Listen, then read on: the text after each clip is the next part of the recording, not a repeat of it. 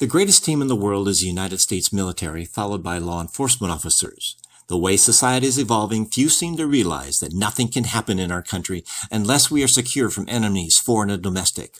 Without the military, law enforcement, and the Second Amendment, we actually have nothing.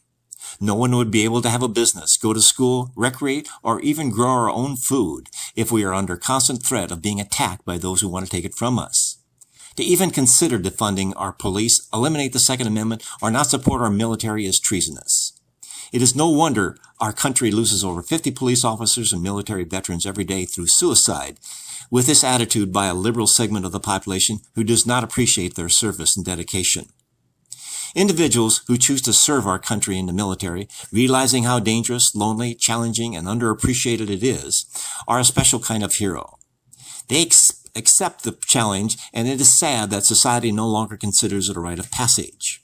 Their training is second to none, with their skills greatly valued in business and industry, with law enforcement very desirous of the skills learned during their service. Why don't our schools teach that personal responsibility is expected in return for being an American citizen? Military training and discipline is so important and valued to society, it should be mandatory as a part of high school curriculum along with firearms training. We cannot give our service members and veterans enough for their work. Programs like the GI Bill, the VA loan program are a good start. Free lifetime health care is vital for the risks they took during their service. Benefits like free park admission to all state and national parks for those who became disabled during their service, defending that very land is only fair. Thank you, Senator Greger, for sponsoring LB 770 addressing this. Kennedy's words, "Ask not what your country can do for you, but ask what you can do for your country," are becoming increasingly ignored and almost mocked. Many do not feel any patriotism or understanding the sacrifice of the many who gave us their lives for our country.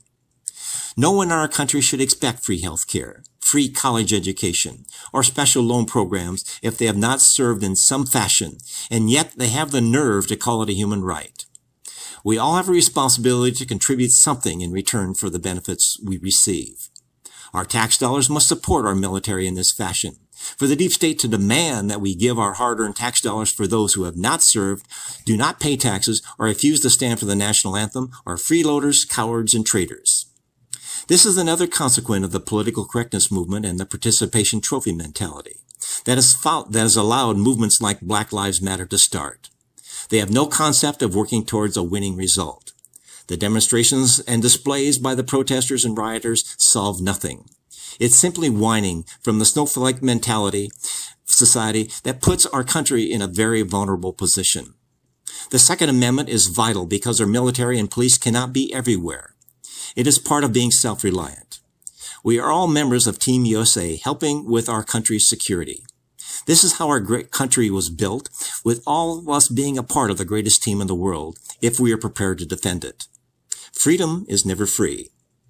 This is Keith Kuby, wishing you the best in making the world a better place.